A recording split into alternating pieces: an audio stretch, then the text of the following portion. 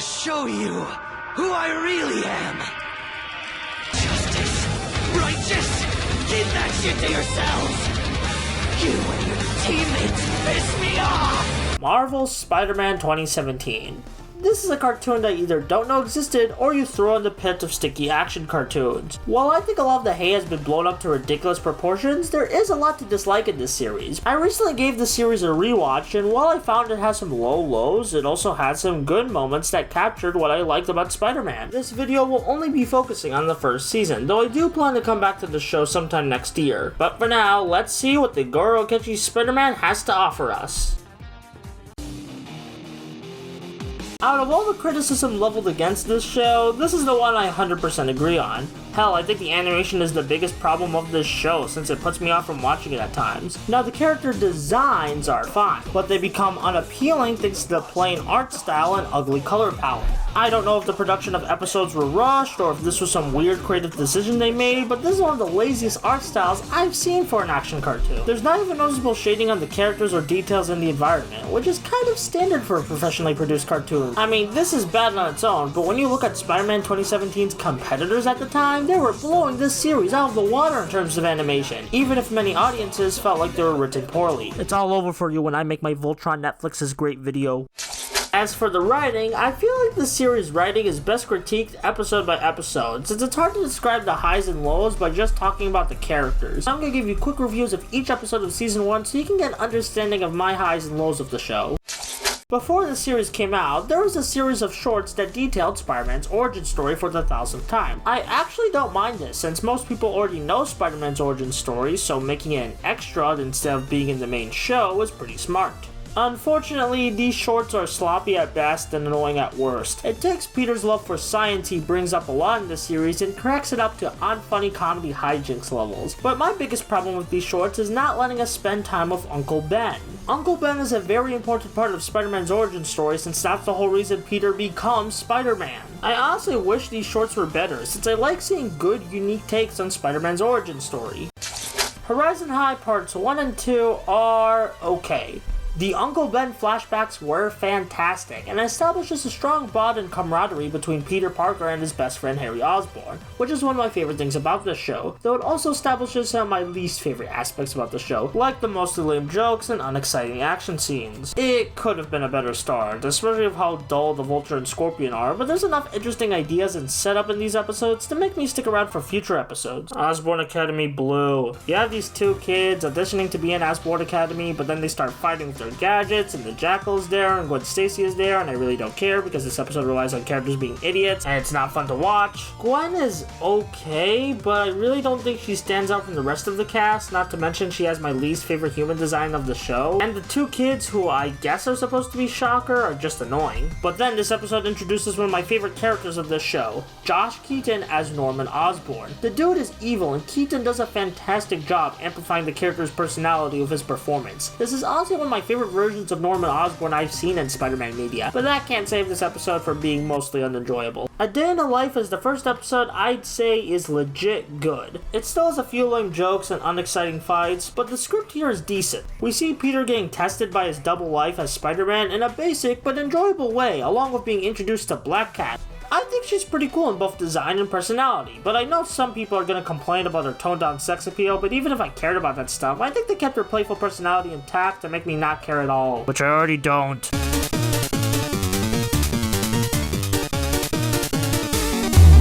Party Animals is another mixed bag. The Jackal, who was introduced in episode 3, gets taken out with very little fanfare along with an okay but rushed appearance by the Rhino. I usually like episodes of cartoons set up parties, but this episode happened way too early in the series, so we don't see any kind of interesting character dynamics at the dance, which we don't even have time for in the first place because of the Jackal plot. By the way, I didn't even give an opinion on the Jackal in the original script of this review. I don't like him. There, that's it. I don't like him. Not like an evil kind of I don't like him, it's just I don't like him as a villain. At least there's enough nice, sad, but heartwarming discussion at the end of this episode by Peter and Gwen. Sandman is another good episode, but it does bring with it a rant I want to have about this series. Not only does Sandman debut in this episode, but the black suit does as well, and it made me realize that there's a bunch of cool ingredients for action scenes in this series, like the set piece and the music, but the way it's framed doesn't make me excited to watch the action scene. I'm not sure if I'm getting the point across well, but the way I can best describe it is that the action scenes in this series are presented like regular dialogue scenes. There's punches and kicks for sure, but I don't feel a sense of weight or impact in those punches and kicks. I mean, look at a spectacular Spider-Man action scene, and behold the speedy movement and impact of the characters. Having a great Spider-Man story is one thing, but Spider-Man is also a superpowered character, so when experiencing a Spider-Man product, I want some good action scenes, and unfortunately this series doesn't deliver on that. At least Sandman has a heartbreaking story of having his daughter betrayed him in this episode, along with a surprisingly natural inclusion of the Venom symbiote in the plot. While the animation problems are at the forefront of this episode, there's still a good story to be found here. Symbiotic relationship is okay. Didn't really care for the first half of the multiple vultures being introduced, but then we got to see Norman Osborn confront Spider-Man in the second half of the episode, and it was glorious. Minor nitpick though, and that's that Peter switched his symbiote civilian costume from this pretty cool looking black jacket from last episode into the worst pair of hipster glasses I've ever seen. Stark Expo was surprisingly good. I'm still not a fan of non-Spider-Man characters in Marvel being shoehorned into this cartoon because of the Disney-mandated MCU elements, but I think this was a cool team-up episode. Tony Stark was a fun character. I like how different the Iron Man suit in this episode was compared to non-comic adaptations of the suit we've seen, even if the color palette of the show makes the suit look ugly. Ghost was a cool, if basic, villain, and I really like the way they handled Peter going back to the black suit temporarily. I did find Peter's out-of-costume interactions with Tony Stark a bit annoying, but other than that, it's a solid episode. Ultimate Spider-Man shows Miles Morales becoming the second Spider-Man, and I'm not a fan. Not only did I not like this version of Miles in the cartoon before his turn, but I feel like this is way too soon to be introducing a bunch of Spider-Man. Peter's still figuring things out as Spider-Man, so the mentor-student relationship they try to push with Peter and Miles feels weird since they're both teenagers at similar experience levels as opposed to something like Spider-Verse, where Peter's an experienced adult and Miles is a teen starting out. The episode itself was meh, but hey, at least we got to see Spider Slayers fighting each other. Kraven's Amazing Hunt is really good. It's a much better Miles and Peter episode, and while I'm still iffy on the two being in a mentor-student relationship this early on into the series, they had some nice moments of camaraderie in this episode, along with Kraven having the interesting gimmick of hosting a TV show while beating up Spider-Man. Also, best villain Norman Osborn gets to be in a good episode for once. Hooray! Unfortunately, after this episode, Miles makes on and off appearance in this show instead of the writers committing to having Miles being a secondary hero. While I have issues with Miles Morales in this series, I wish they wouldn't abandon this idea so quickly. Having other Spider people help out Spider-Man consistently would be a really cool idea and help this show stand out from the other Spider-Man cartoons. I don't have much to say on Halloween Moon because it was I didn't really care for the Hulk's inclusion or Harry's lab assistant or the werewolves. It just wasn't memorable enough for me, and it felt like the most disposable episode of the show so far. Which is a shame because you can do a lot of fun stuff with Spider-Man on Halloween. Spider-Man on Ice is a good episode in terms of writing and structure, but this is another episode that desperately needed better action scenes. I mean, half of New York is frozen and Spider-Man has a fire sword for a bit and it looks so uninteresting. How do you make Spider-Man with a fire sword so uninteresting? Like with most of the show, the writing saves it, as we get to see Peter and Harry's friendship be put to the test, with Peter being conflicted on Harry's extreme weaponry he's developing. Gee, I wonder what that's leading to. Venom has the debut of Venom, and I like the ideas presented here. Flash Thompson is Venom, but he doesn't know that he's Venom. This isn't played around with much, which is a shame because it's a pretty interesting idea. Speaking of Flash, this episode he gets a sort of redemption arc after bullying Peter for so long. It was a sloppy redemption arc since it introduces some of my least favorite tropes in these kinds of stories, being introducing a bigger jerk than the character you're trying to redeem, but Flash is a fun dude to watch, and his interactions with Peter are surprisingly wholesome. This is far from the best episode of the show, but it's an okay one. Screwball Live blows. I get that this episode's trying to have a message about how internet content influences people in the modern day, but it comes across as really preachy. It gets so preachy, I expect the episode to end with a character telling me where I can learn more about internet safety. A lot of comic book readers hate Screwball, but I thought she was okay in this episode when she was messing around with other characters like Spider-Man. but then the PBS Kids moral of the day comes in to piss me off and gives me war flashbacks to Power Rangers Ninja Steel. This is easily the worst episode of the season and possibly the show. But with the worst behind us, we can move on to the remaining 12 episodes of Marvel Spider-Man 2017. Weirdly enough, the remaining episodes of this season are all multi-parters, and if we put all those parts together, we got 3 story arcs to look at. So in the wise words of Maximilian, dude, guys, I was joking. I didn't think Max would actually be in these episodes. The Rise of Doc Ock story brings up my biggest issue with the writing, and that's how bloated and rushed this series feels. We already have lots of plot lines, characters, villains, and now it's getting even more convoluted. The best way to show this hard to keep track of plot comes in Doc Ock himself. He goes from egotistical hero to Norman Osborn's lackey to working with the Jackal, all within the span of these episodes. Each turn isn't satisfyingly weaved into the events of the episodes, which isn't good because this story arc is about the titular Doc. Also, yes, you heard me right, the Jackal is back.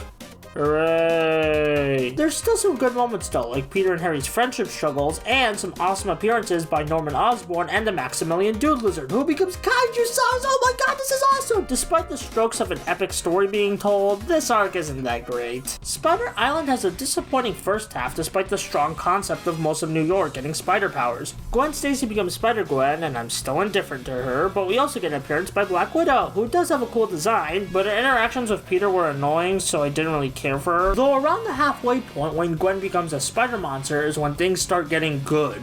People with spider powers are becoming spider monsters. Harry finds out that Peter is Spider-Man. Stakes are being raised. And it was all plot by the Jackal, dang it.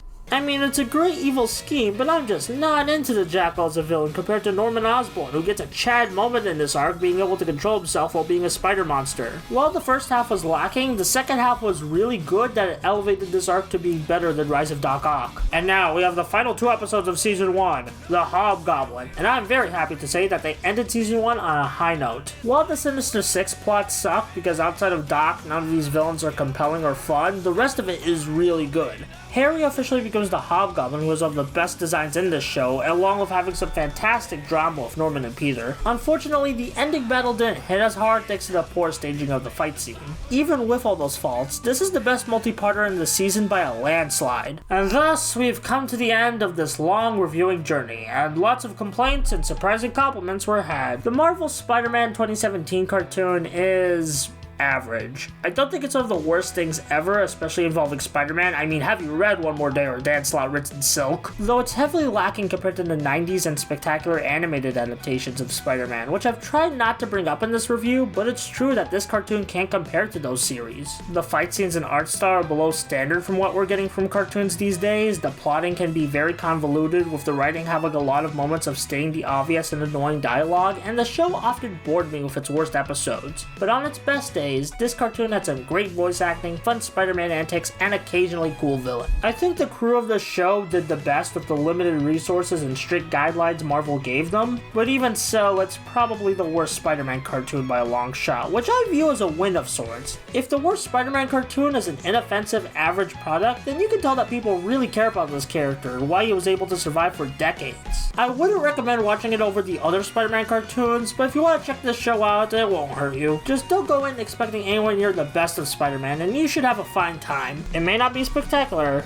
it may not be ultimate, it may not even be amazing, but it certainly is Spider-Man.